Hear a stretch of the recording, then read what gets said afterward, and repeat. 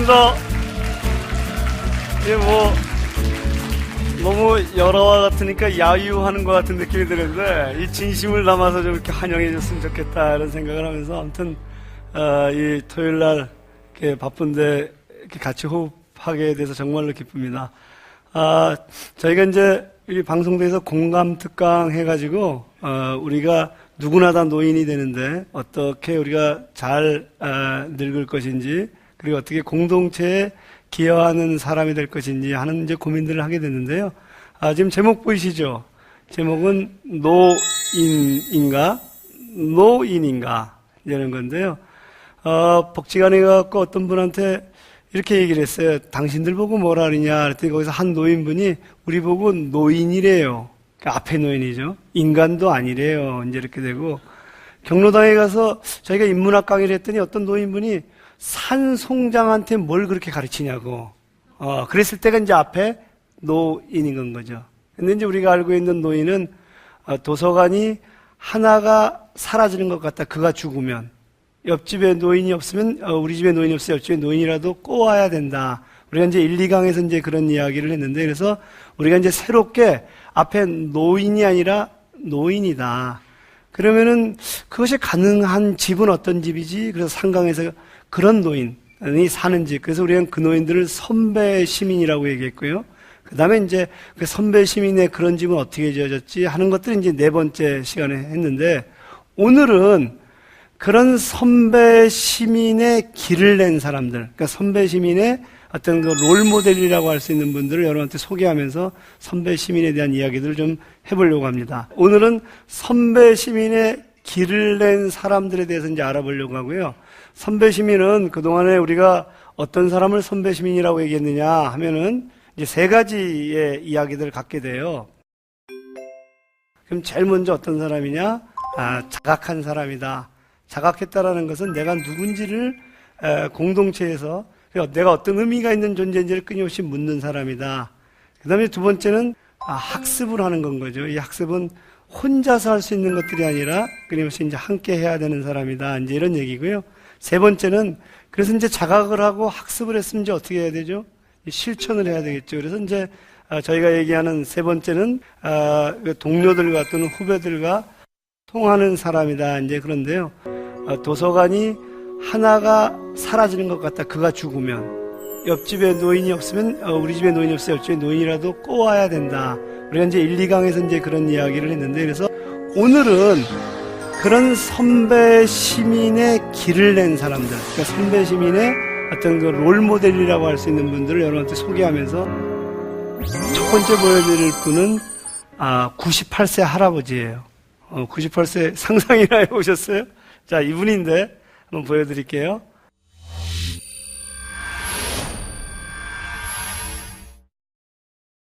이분은 조지 도슨이라는 미국 할아버지인데 98세까지 글자를 몰랐어요.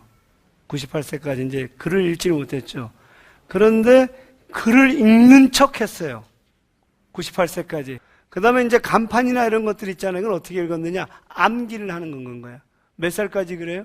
98세까지 읽는 거예요.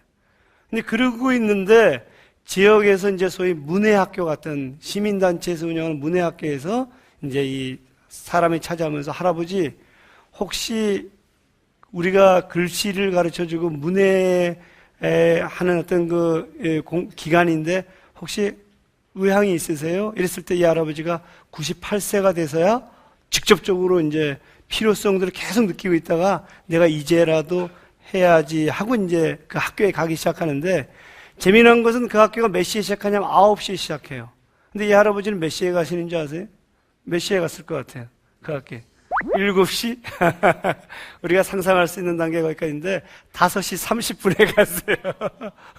너무 막 이렇게 막 그 격정적이어가지고 그게 너무나도 재미있고 5시 30분에 가셨는데 3년을 다니는데 딱 3번 빠지셨대요.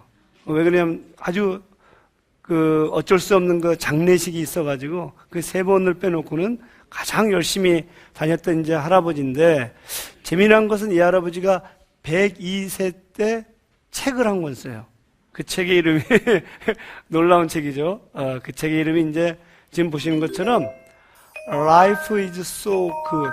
인생이라는 것들은 너무 아름다운 건 거야. 이제 이런 책을 쓰게 되는데, 여러분들 보시기에 98세에서, 이 102세 때 책을 썼다는 것이 믿겨지지 않잖아요. 그런데 이제 그 책을 쓸 때 누가 있었냐면은 리처드 글로브만이라는 사람이랑 같이 쓰는데, 리처드 글로브만이라는 사람은 초등학교 교사예요. 그래서 98세 때 이 할아버지가 글을 배우기 시작했다는 걸 보고 깜짝 놀래가지고 이 할아버지한테 찾아와요. 그래서 3년 동안 찾아오면서 서로 대화를 하면서 쓰게 되는데, 3년 동안 찾아오는데 그 거리가 얼마냐? 차를 가지고 25시간 걸리는 건 거예요. 25시간. 그래갖고 와가지고는 이 할아버지의 기억을 되살려야 되잖아요. 이 책을 쓰려면. 이 할아버지의 라이프, 인생을 쓰기 위해서. 그래서 기억을 되살리기 위해서 이 할아버지가 살았던 시대의 신문들을 막 찾아줘요. 막 찾아주면서 할아버지의 기억을 되살리는데, 할아버지가 읽으면서 깜짝 놀라요. 왜 깜짝 놀라는지 아세요? 저 뒤에 이제 글씨 보이시죠? 보이는 건 온통 거짓말뿐이었다. 눈물이 절로 나왔다. 눈에 눈물이 고였다. 왜 그런지 아세요? 이 할아버지 시대에는 백인들이 주로 이 어떤 하고 흑인들은 거기에 일정 노예 같은 삶을 살고 있었는데, 그때 마샬이라는 흑인 이 뭐랄까 그 동네 형이 억울한 누명을 써요. 그 당시 이제 백인 여자친구가 다른 백인 친구랑 어떻게 이제 불장난을 하다가 이렇게 초가 상관을 태운 게 아니라 임신을 해요. 불장난한 건 거죠. 그리고 나서는 아버지가 막 추궁을 해. 누가 너한테 이렇게 얘기를 했어? 그랬더니 이 친구가 겁에 질려가지고 그 마샬이라는 친구라고 얘기를 해요. 그래서 그 자리에서 백인들이 죽여요. 그런데 신문에서는, 그 할아버지는 그때까지 그 글을 몰랐으니까 몰랐잖아요. 그 신문을 읽어보니까 완전히 온통 거짓말뿐이었고 눈물이 났다. 이제 이렇게 되는 건 거예요. 그래서 이제 이 할아버지는 그때서부터 뭐라고 얘기하시냐면, 나는 살아있어야 된다. 왜냐하면 나 같은 사람들이 그것을 증언해야 된다. 이제 이렇게 되는 건 거예요. 제가 지금 말씀드리고 싶은 것은, 우리가 선배 시민이라고 했었을 때 첫 번째 조건이 이렇게 자각하는 건 거죠. 자각하고, 그 다음에 이제 학습하고, 그 다음에 이제 소통하는 건데, 지역사회에 이제 소통하려고 했던 분이 이제 이 양반이었는데, 근데 이제 이분이 그렇게 했더니 어떤 효과를 미치느냐 하면, 그 문해학교 있잖아요. 문해학교에 사람들이 넘쳐나기 시작한 건 거예요. 그때 이 할아버지가 뭐라 하냐면, 나도 이렇게 하는데 하면서 계속적인 어떤 그 모범을 보였고, 그래서 이제 문해학교가 기존과는 달리 이 할아버지 때문에 이제 사람들 너도 나도 배우려고 했는데, 재미난 것은 뭐냐면 90세 할아버지가 이걸 봐요. 90세 할아버지가 보는데, 그 할아버지의 이제 이름은 헨리라는 사람이에요. 포르투갈 사람인데, 미국에서 이제 가제자비의 왕, 그리고 가제자비 이제 소위 얘기는 어부였고 선장이었는데, 이 할아버지도 90세가 될 때까지 글을 몰라요. 그러니까 음식점에 딱 가면 어떻게 해요? 시킬 수가 없잖아요. 그래서 옆에 있는 사람이 이렇게 시키면 뭐라 그래요? 적어달라고. 근데 아무도 안 시키면 어떻게 돼요? 그냥 나오는 거예요. 근데 이 할아버지는 식구들이 전부 다 글을 몰랐던 모양이에요.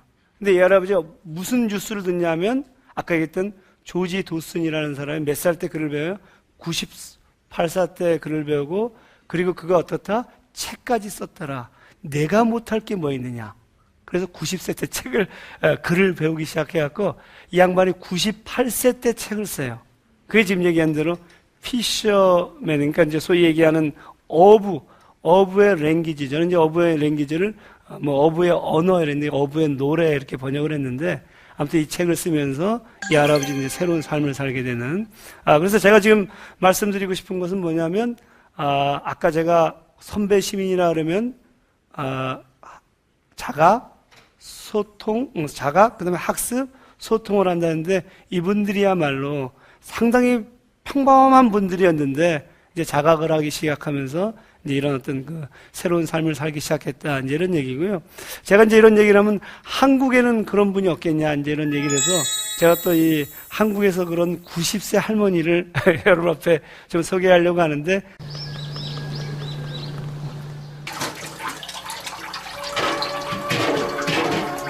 누구나 그랬을 겁니다. 대한민국의 여성으로 태어나 결혼을 하고 집안 살림을 도맡고 아이를 낳고 아이들이 품을 떠나기까지 어머니로 살며 남편의 그림자 역할만 하며 살았습니다. 이 땅의 어머니라면 그 삶이 자신의 전부였고 그것이 행복이라고 여겼지요. 박종옥 할머니도 그런 우리 어머니들과 다르지 않았습니다. 어떤 아내이고 어떤 어머니로서 삶을 살아오셨나요? 제가 21살에 일로 시집을 왔습니다. 이 세상을 등지고 살았어요. 세상 밖을 모르고 살았으니까 난. 우물도 그때는 없었거든요. 우물도 없어서 그냥 동이로다가 길어다 먹는데, 하루에 동이로다가 물동이, 이제 요만한 물동이로다가 한 30동이 길어와야 김성돌하고 소하고 이렇게 해서 먹이거든요. 그래, 이제 오로지 그것만 나의 주어진 운명이다 생각하고 아무 생각도 없이 그저 부모 모시고 그 어린 자식들 그냥 굶기지 않고 먹이고 그냥 그나마라도 그냥 가르치느라고 그냥 품팔아다가 그저 나갈래야 나갈 수가 없지요. 저는 아주 이 세상에 없는 사람으로다가 취급하고 전 살았어요. 50년이라는 세월을 내가 그렇게 나 자신을 잊어버리고 살았는데 어디 가서 나를 찾을 도리가 없어요.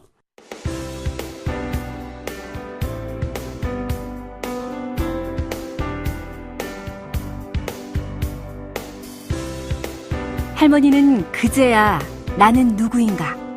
내가 정말 하고 싶은 일은 무엇인가?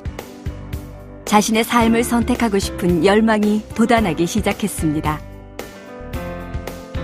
그러던 중에 우연히 발견하게 된 이천 노인복지관 기사. 드디어 1996년 할머니는 하고 싶었던 일들을 취미 여가 프로그램을 통해 시작했습니다.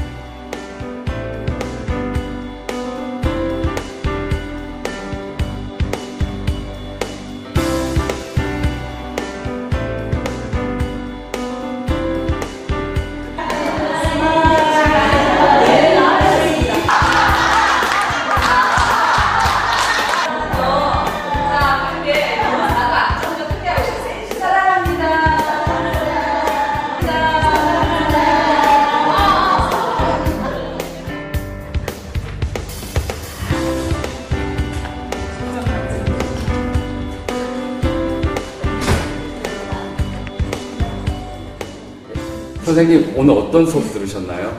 오늘이요,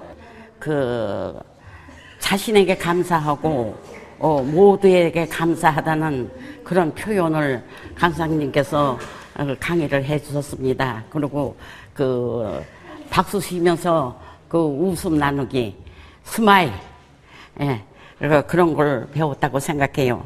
그리고 아름다운 나, 근데 저는 아름다운 나를 여러 시동생과 나 자녀들을 그 어려운 환경 속에서 다 키워서 시집 보내고 장가드리고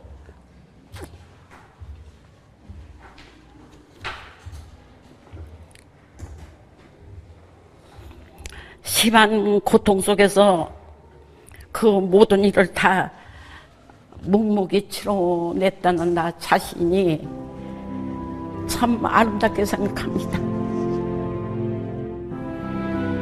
그렇게 시작된 자신을 찾는 일들은 정말 하고 싶었던 일로 이어졌습니다. 그러던 중에 할머니는 선배시민대학에 들어가 다른 삶을 걷기 시작했습니다.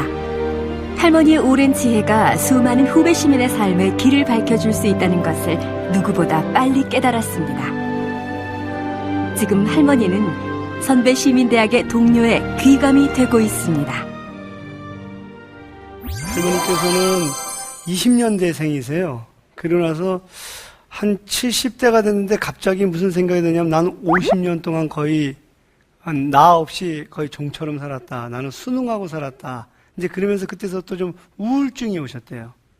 그리고 있는데 70년대만 하더라도 이제 복지관이 그렇게 보편화되지 않았는데 그때 이제 할머니가 복지관에 광고를 본 건가요, 신문에서. 그러면서 여기에 가면 나를 찾을 수 있지 않을까, 집을 이제 벗어나는 거니까. 그래가지고 이제, 남편인 할아버지한테 갔대요. 가서 무릎을 딱 꿇고, 나를 좀 저기 좀 보내달라고. 나를 좀 보내주면은 내가 우울증이 치료가 될 것 같다고. 그때 이제 할아버지가 약속을 했대요. 10년만 나가라고. 그래서 10년을 이제 나가신 건 거예요. 나가신데 젊은이는 놀라울 정도로 단 한 번도 빠지지 않고 제일 먼저 나오셔갖고 이제 활동들을 시작하신 건 거예요. 그래서 이제 할머니가 이렇게 그 고전무용 같은 걸 잘 하시는 모양이에요. 이제 가보니까 아주 신나시니까. 그래서 이제 은빛 봉사단이라고 거기 들어가서 어떤 그 활동들을 하시면서 그걸 가지고 자기보다 약한 사람들한테 봉사도 하지만 공연 봉사도 하고, 그 다음에 이제 더 나아가면은 할머니가 이 모금 같은 경우에도 뭐라 그러죠, 기부금 같은 경우에도 이제 본인이 돈 모아서 하시고 해서 거기에 있는 사회복지사가 굉장히 이제 감동을 느끼는 뭐 이제 그런 할머니였는데, 한 10년이 되니까 할아버지가 뭐라 그러겠어요. 이제 10년이 됐으니까 나가지 말라고 말이야. 그래서 그 할아버지도 좀 그 10년이라는 약속을 생각하셨는지, 그래서 그때 할머니가 뭐라고 말씀하셨냐면, 내가 지금 못 나가면 옛날처럼 우울증이 생길 것 같다. 어떻게 하실 거냐. 이래가지고 이제, 이 할아버지가 그러면 월수금만 나가라. 이렇게 이제, 거기서 타협을 하신 건 거예요. 이제 할아버지는 2012년인가 작고 하셨는데, 할아버지를 표현할 때 가부장 머리 남편, 그래. 가부장 머리. 그러니까 이제 가부장적인 이제 남편이다. 근데 물론 이제 할머니나 할아버지는 그 시대적인 배경들 속에서 최선을 다하신 거니까, 사실은 이제 그 속에 있으셨긴 했지만 아무튼 그랬는데, 그 이후에 이제 그 한국노인복지관협회에서 이제 선배 시민교육을 이제 시작했어요. 그래서 전국에 있는 8개 권역의 복지관을 시작을 하셨는데, 그때 이제 강의를 들으러 오셨어요. 들으러 오셔가지고는 이 할머니가 깜짝 놀란 것들은 뭐냐면, 난 여지껏 봉사만 하면 되는 줄 알았는데 어떤 봉사를 해야 될지, 그리고 어떤 방향을 가져야 될지, 그리고 노인이 어떻게 돼야 되는 건지에 대해서 상당히 자기가 이제 공부를 하기 시작했다는 건 거예요. 그래서 이제 제가 할머니 이제 강의를 할 때 어디 앉으시면 오른쪽에 제일 앞에 앉으세요. 이렇게 제일 앞에 앉아갖고 사람들이 좀 떠들라고 뭐라 그러는지 아세요? 야, 조용히 해. 나도 조용한데 누가 떠들어. 90살 할머니가. 그러면서 이제 강의가 다 끝났더니 우리가 보통 끝나고 나서 후속 모임이라 해갖고 모임들을 만들거든요. 그때는 이 양반이 뭐라 그러시냐면, 모임을 딱 만드는데 그 사회복지사가 저한테 이제 전원하기를 모임을 만드는데, 어떤 할머니가 이렇게 얘기하더래요. 나는 시간이 없고, 노인이 됐죠. 정말로 집안일도 많고, 시간이 없고, 내가 좀 몸이 약해갖고 좀 안 되겠다 할 때 이 할머니 벌떡 일어나더니, 너 나보다 나이 많어? 그래가지고 이제 뭘 조직했냐면, 지역에 이제 이천이니까, 그쪽에 이제, 다문화의 아동들이라든가 그쪽에 이제 부인들을 위해서 지금 이제 활동을 이제 시작하셨다 그러더라고요.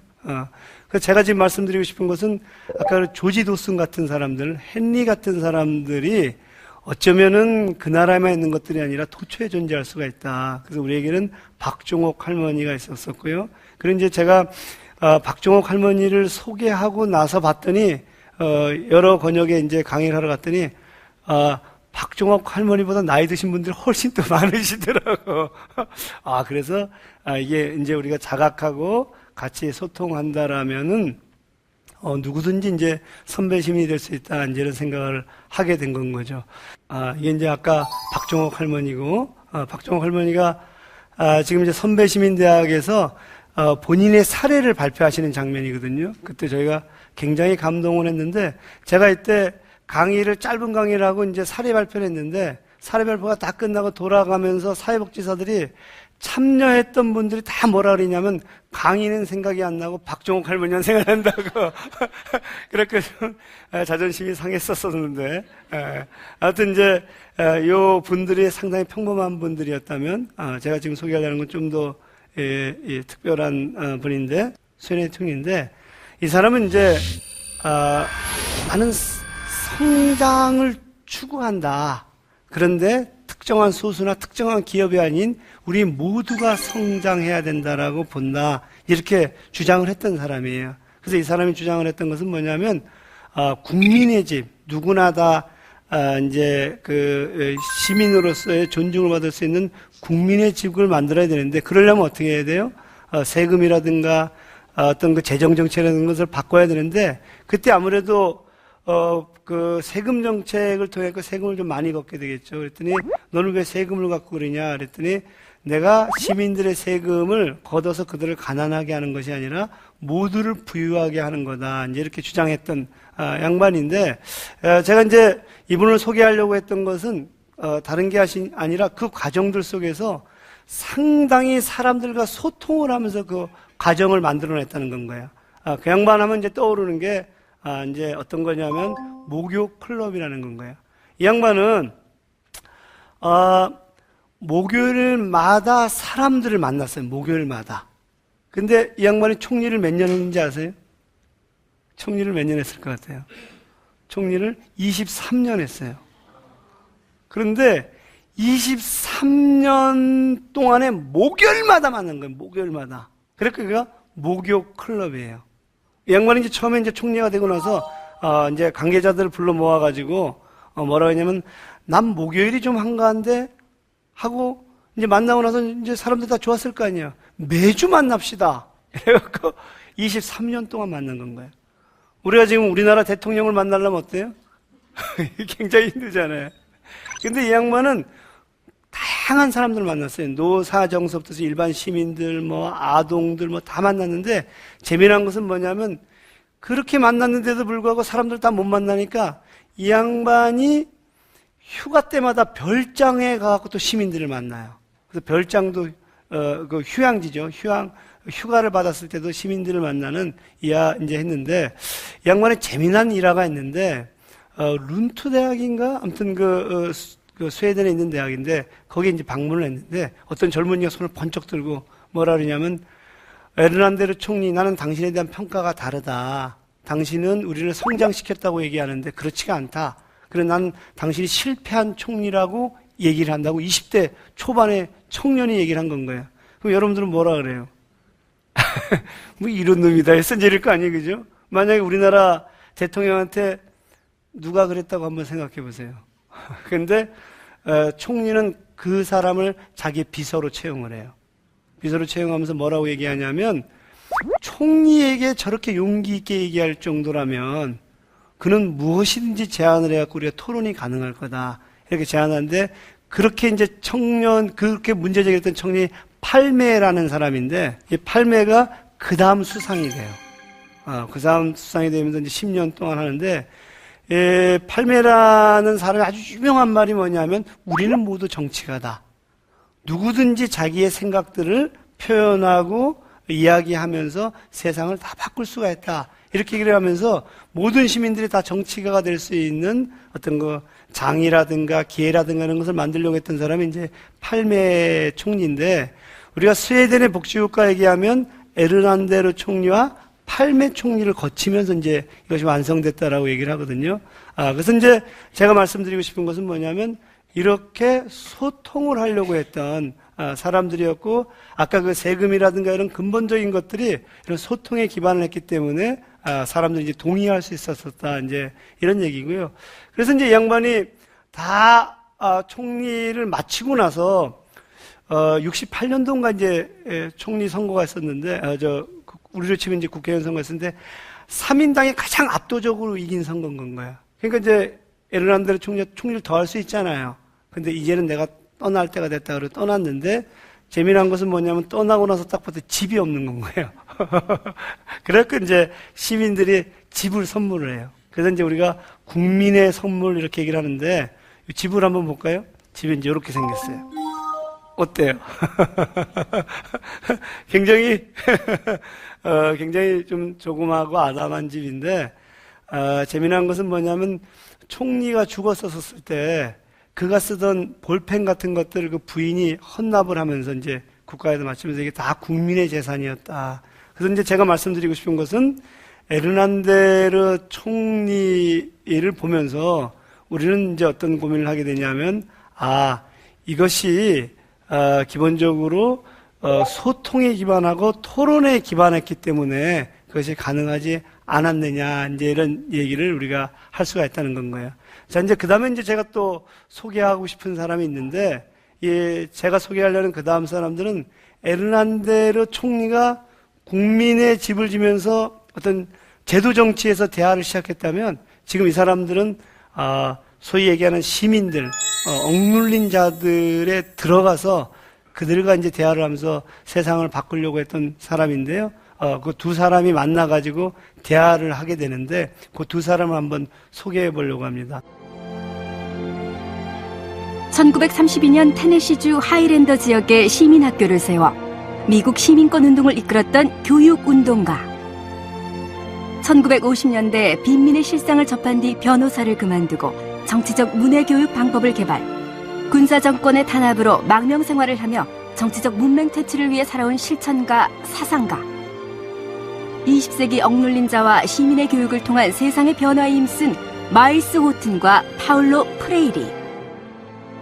1987년 겨울 테네시주 하이랜더 언덕, 호튼이 살고 있는 그곳에서 두 실천가가 만났고 이야기가 시작됐다. 제 생각과 사상은 계속 변해왔고 또 지금도 변하고 있습니다. 생각이라는 건 계속 변해야 한다고 저는 믿습니다. 전 사람은 자신 안에 갇혀 살아서는 안 된다고 생각합니다. 전적으로 동의합니다. 경계해야 할 것은 마음에 관료합니다. 인간으로 살아가는 최선의 방식은 우리가 불완전한 존재라는 것을 인식하고 인정하는 것입니다. 그래서 끊임없이 탐구해야 하고, 그러지 않으면 살아있어도 죽은 것이나 매한가지죠. 하이랜더 초기에 중요한 두 가지 원칙을 세웠습니다. 하나는 함께 일하는 시민들에게 배워야 한다는 것이었고, 또 하나는 서로 배워야 한다는 것이었습니다. 저는 시민에게서 배우고자 했던 동료들로부터 많은 것을 배웠고, 이것이 진정한 하이랜더의 출발점이 됐습니다. 이런 식으로 변화가 이루어진 것이죠. 저도 그런 태도를 지지합니다. 그런데 초기엔 그게 매우 어려웠습니다. 저는 초기에 시민에게 다가가서 그들에게 말을 했어요. 하지만 그들과 함께 이야기하진 않았던 것입니다. 자, 예를 들어보겠습니다. 어느 대화에서 저는 시민에게 다가가서 그들에게 말을 했어요. 하지만 함께 이야기하진 않았죠. 바로 그날 아내 엘사가 말했어요. 어때요? 잘 안 되었죠? 잘 안 됐어. 왜 그럴까? 난 정말 진지했는데. 당신이 한 말은 모두 옳은 말이었어요. 하지만 그들에게 당신이 하는 말에 관심이 있는지 물어보지 않았죠. 결국 당신이 질문하고 답한 꼴이 된 거죠. 저는 그때 깨달았습니다. 민중을 존중하지 않으면 그 어느 것도 할 수 없다는 것을 말이죠. 훌륭한 교사란 늘 놀랄 준비가 되어 있어야 한다고 생각합니다. 인생에서 가장 나쁜 일은 더 이상 놀랄 일이 없어지는 것입니다. 오늘 갑자기 꽃 한 송이 때문에 놀랄 수 있어요. 그렇다면 내일 그 꽃은 오늘 내가 보고 놀란 그 꽃과 같은 꽃일까요? 그 꽃은 엄연히 다른 빛깔을 가진 새로운 꽃입니다. 꽃도 매일 나이를 먹으니까요. 지도자는 민중의 열정과 꿈을 번역해내는 사람이 되어야지 그 꿈을 만드는 사람이 되어서는 안 됩니다. 교육자가 민중을 만들기도 하지만 민중에 의해 교육자가 만들어진다는 사실을 알아야 해요. 진정한 교육자란 민중들이 제 목소리를 낼 수 있도록 힘쓰는 것이 소명이라는 것을 알고 있습니다. 그것이 바로 교육자의 품위가 아닐까요? 호튼과 프레이리는 인간의 진정한 해방은 토론하는 동료들과 함께 대화, 학습, 그리고 참여를 통해 만들어진다고 믿었다. 그들은 이 생각을 끊임없이 현장에서 실천했기에 언제나 매우 구체적이었다. 그들이 걸어간 곳은 곧 길이 되었다. 잘 보셨어요? 예. 여기서 재미난 것은, 프레이리가 이제 이 양반은 나름대로 시민들과 이야기를 한다고 생각했거든요. 근데 이제 그 엘사라는 그 부인이 뭐라 그래요? 당신은 그들에게 얘기했지, to people에게 얘기했지, with people, 그들과 함께 얘기하지 않았다는 건 거예요. 제 딸내미가 이제 학교 갔다 와서 뭐라고 얘기했냐면, 아빠, 우리 그 외부에서 유명한 강사를 초대해갖고 우리가 이제 강의를 듣는데 선생님이 뭐라고 말씀하시냐면 항상 외부 강사 왔으니까 우리 학교의 명예를 위해서라도 너네 졸면 안 된다, 이렇게 얘기를 한다는 건 거야. 근데 이 양반이 시작하자마자 다들 존대, 이렇게. 근데 우리 딸이 저한테 얘기하는 게 뭐야. 근데 아빠, 우리한테 어떤 강의를 듣고 싶은지 한 번도 물어보지 않았어. 그러니까 그들은 이제 그걸 듣고 싶지 않은 거니까 학교가 얘기하고 싶은 것은 학생에게, to the student, 학생에게 얘기했지, 학생과 함께 얘기하지 않았다, 이제 그랬을 수 있는 건 거죠. 그래서 지금 이제 보신 것처럼, 이 호튼이라는 사람과 프레일이라는 사람은 그들과 함께 얘기하려고 하는 공간들을 계속 이제 만들어 나갔던 그런 선배 시민이었다, 이제 이런 얘기를 했을 수가 있는데요. 두 사람은, 각자 따로, 그러니까 이제 이 프레리 같은 사람은 브라질에서 시작을 했고, 호튼이라는 사람은 이제 미국에서 시작을 했는데, 호튼이라는 사람은 이제 하일랜더 시민학교라는 걸 만들어요. 거기서 시작을 했고, 그 다음에 이 프레이리는 브라질에서 이제 소위 문해교육인데 단순히 글자를 가르쳐 주는 게 아니라 정치적 맥락, 사회적 맥락을 잇는 그런 문해교육을 이제 시도를 했는데, 이 두 양반이 이제 학회에서 이렇게 만나요. 그랬더니 이제 이런 실천을 하다가 만나갖고 두 양반이 얘기를 하는데 그 주변에 있는 사람들이 얘기가 너무 재미있는 건 거야. 그래갖고 이 두 사람한테 선생님들, 우리가 자리를 만들 테니까 한번 대화 좀 해보시겠습니까? 그랬더니 두 양반이 흔쾌히 응해가지고 1987년도에 하일랜드 학교에 모여요. 두 양반이 딱 얘기를 하는데 일주일 동안 모이거든요. 사람들이 이렇게 다 뺑들 이렇게 둘러서 듣는 거야. 들으면서 녹음하고 녹취한 책이 우리가 걸어가면 길이 됩니다, 이제 이런 책이거든요. 그 책에 나온 아까 영상이 이제 그 책에 나온 얘기들인데, 제가 말씀드리고 싶은 것은 뭐냐면, 선배 시민들 중에 우리가 이제 첫 번째는 이 호튼이라는 사람은 저렇게 하일랜더 학교를 만든 광장을 만들었다는 건 거예요. 그래서 광장 속에 나와갖고 그도 그들과 함께 얘기하려고 했는데, 하일랜더 학교의 최초의 교사가 누군지 아세요? 그 하일랜드 학교에 왔던 사람인 건 거야. 그러니까 어떤 그 대학을 나왔다든가 그런 사람들이 아니라 그 속에 와서 배우면서 깨달았던 사람을 이제 최초의 교사로 뽑는데, 그 얘기는 뭐냐면 시민이 시민과 함께 대화하고 토론하는 것들이 하나의 교육이라고 본 거죠. 그래서 시민이 시민을 교육하는 그런 모델들을 만들었고, 저 학교에서 이제 상당한 사람들이 나오기 시작하는데, 그 중에 로자 파크스라는 사람 혹시 아세요? 로자 파크스는 예전에 이제 백인하고 흑인하고 이렇게 버스를 타잖아요.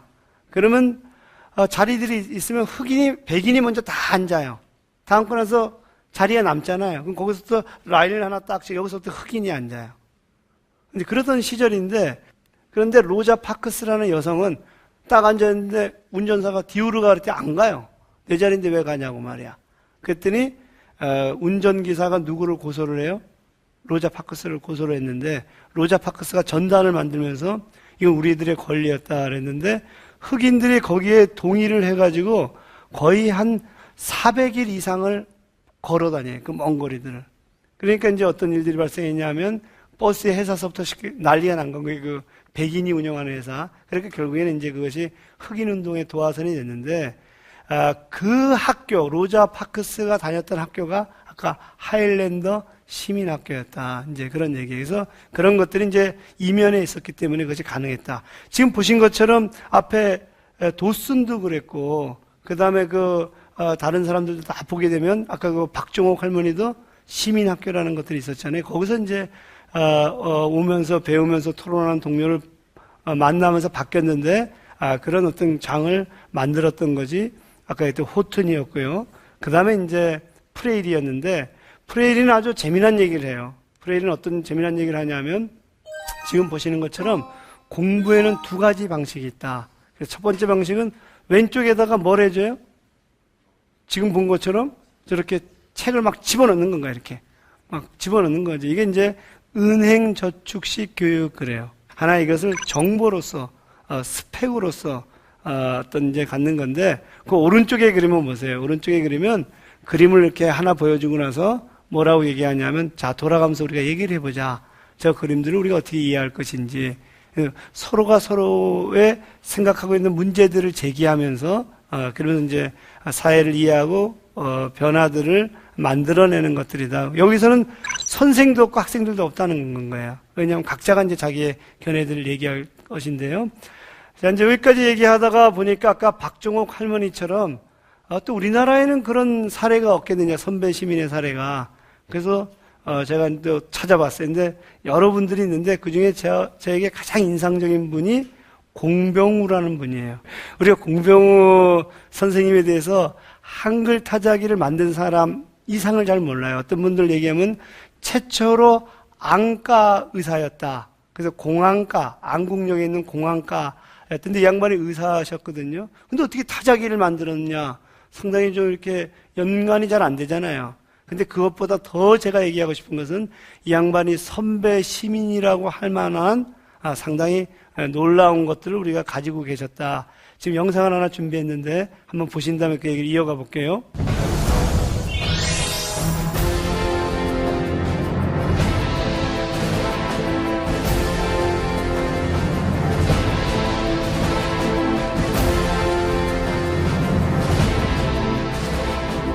화려한 경력, 우리나라 4번째로 많은 세금을 낼 정도로 부를 쌓았던 사람, 공병우.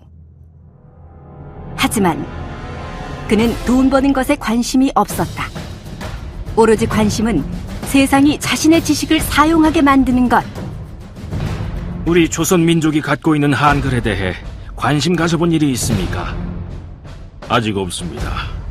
솔직히 말해서 나는 의사 검정시험에 필요한 일본 글만 공부했지 뭐. 우리가 흔히 말하는 논문이란 글은 세계에서도 보게 되면 훌륭한 글인데 일본 놈들이 이 글을 못 쓰도록 탄압을 하고 있지요. 아니, 일본 놈들만 그런 게 아니라 우리 조선 사람들까지도 제 나라 글에 대해 대체로 무관심한 편이에요. 아니, 한술 더 떠서 아예 한글은 글자가 아닌 것이냥 무시하는 식자들이 많습니다. 통탄할 일이죠. 눈병 고치는 일은 외국인도 할 수 있지만 한국어 과학화는 한국인이 해야 하는 거지. 그래, 내가 하자. 우리 한글이 얼마나 과학적이고 우수한지 알리자.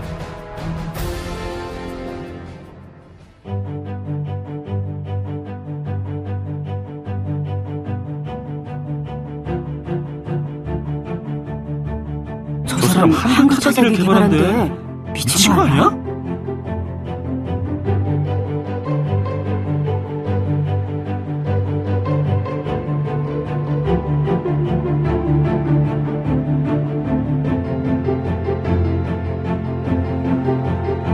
그러나 그의 도전은 여기서 멈추지 않았습니다. 1990년대 한글문화원을 설립하고 그곳에서 좀 더 편하게 한글 자판을 사용하도록 연구했고 그 결과 지금 그 누구나 사용하는 아레아 한글이 탄생했습니다.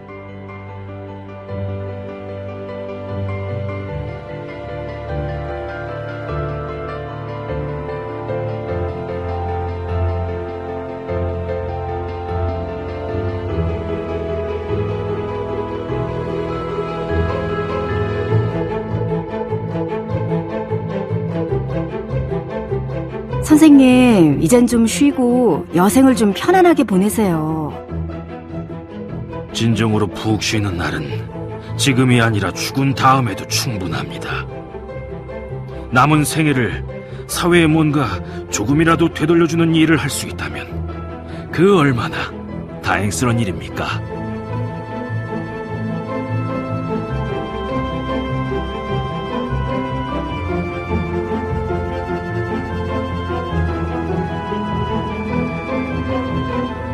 나의 죽음을 세상에 알리지 마라. 장례식도 치르지 마라. 쓸만한 장기는 모두 기증하고 시신은 대학의 실습용으로 기증하라. 유산은 시각장애인을 위한 복지를 위해서 써라.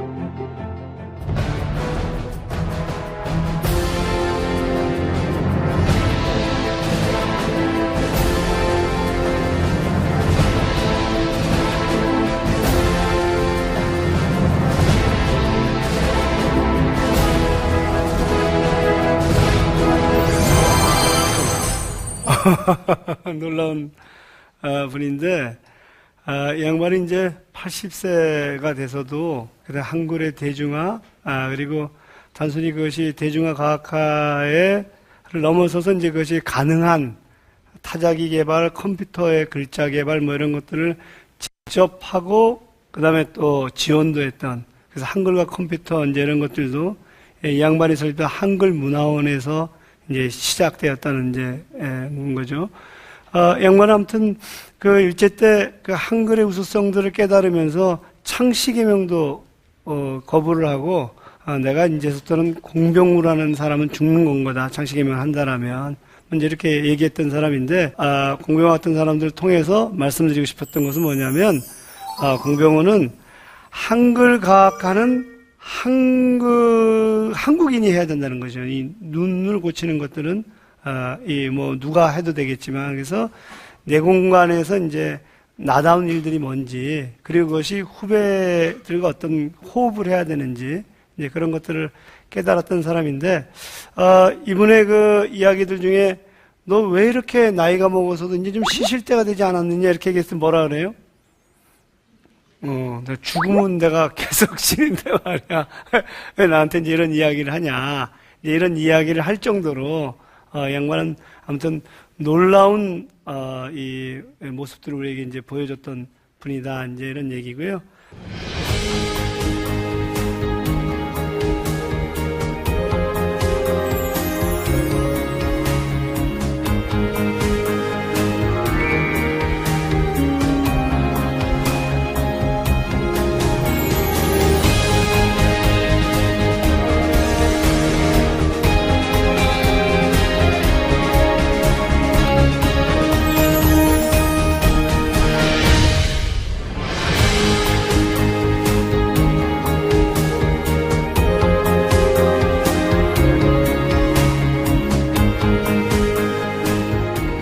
지금까지 이제 제가 선배 시민이라고 할 만한 분들은 이제 쭉 보여드렸는데, 제가 이제 마지막으로 좀 나누고 싶은 것은, 그렇다면 나는 노후에 어떤 노인이 될 거냐 하는 것들이 이제 제가 질문하는 거죠. 나는 어떤 선배 시민이 될 거냐, 이제 이런 얘기인데요.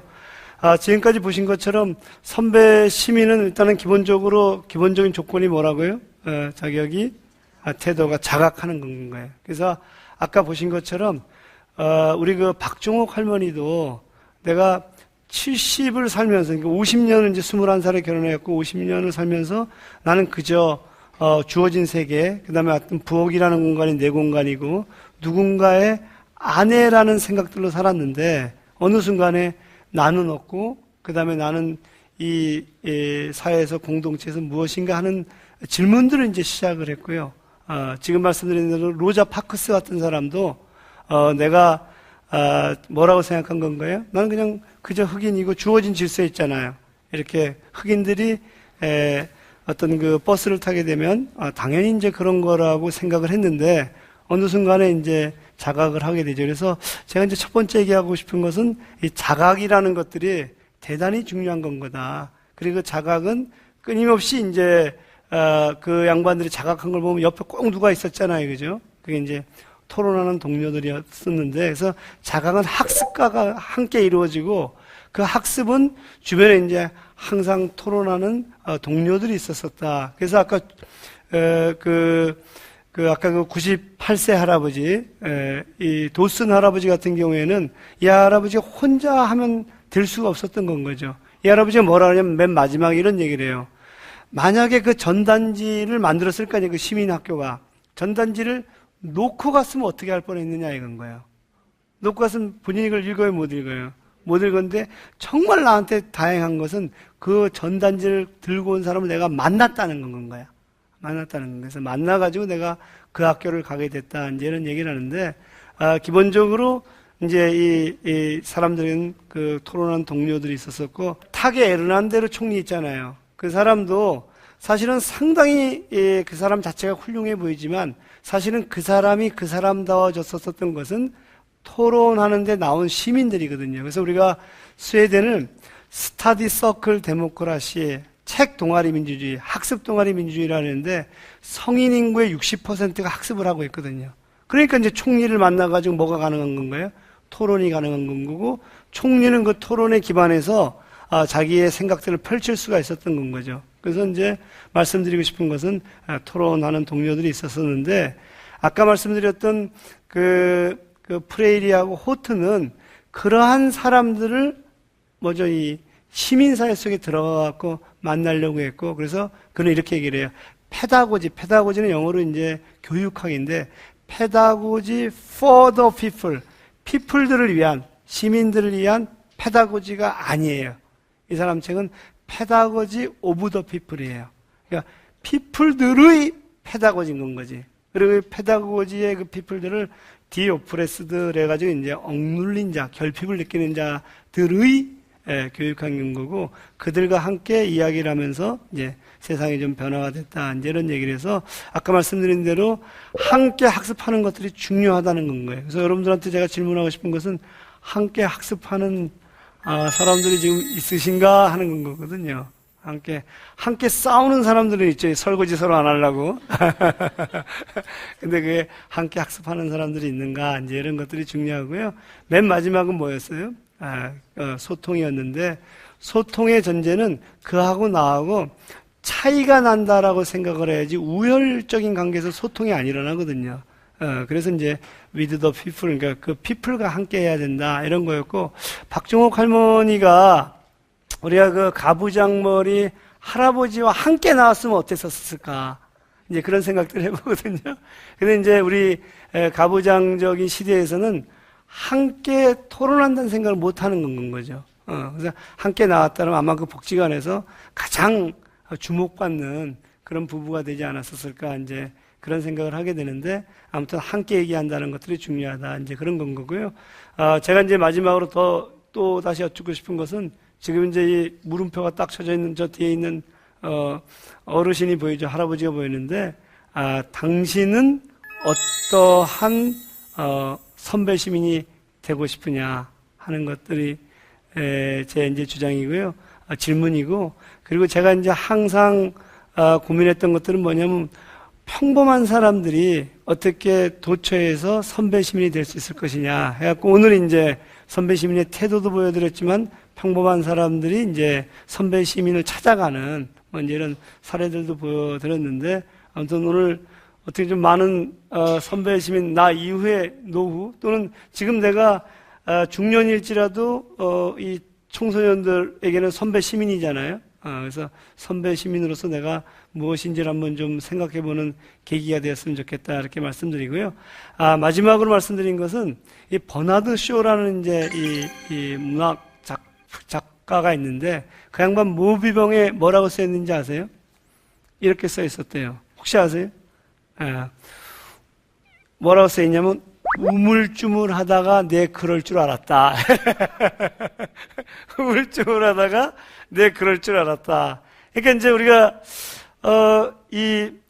내가 선배 시민이라는, 그러니까 내가 공동체에서 토론하고 소통하고 학습하고 자각하고 이러는 것들은 내가 일단 취직을 한 다음에, 내가 좀 더 나이를 먹은 다음에, 내가 이제 어떤 상황에서 내가 졸업한 다음에 이렇게 생각하는데, 버나드 쇼는 우물쭈물하다가 니 그냥 그렇게 죽을 줄 알았다, 이제 이런 건 거죠. 그러니까 우리가 선배 시민이 된다는 것은 지금 말씀드린 대로 우물쭈물하지 말고 지금부터 우리가 뭘 해야 되는 건지, 그리고 선배 시민의 길을 냈었을 때 그 길은 유명한 어떤 특정인들이 만든 것이 아니라 평범한 사람들이 도처에서 자각하고 주위와 소통하면서 이제 만들어졌다라는 것을 아무튼 저희가 이제 오늘의 사례에서 함께 깨닫고, 그리고 또 각자의 공간에서 실천하는 그런 것이 되었으면 좋겠다, 이렇게 말씀을 드리면서 오늘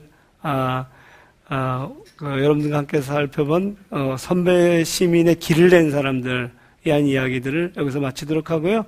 다음 시간에는 그렇다면 아까 선배 시민이 길을 낼 때 자각, 학습, 소통이라고 했는데, 그럼 자각은 어떻게 하는 건 거고, 학습은 어떻게 하고, 소통은 어떻게 하는지, 그러니까 선배 시민이 되는 방법들을 좀 여러분들과 함께 나눠보려고 합니다. 여러분 아무튼 이 시간들이 좀 더 나를 되돌아보고 내가 어떤 선배 시민이 될 것인지를 좀 성찰하는 시간이 되었기를 진심으로 기대하면서 제 강의를 마치겠습니다.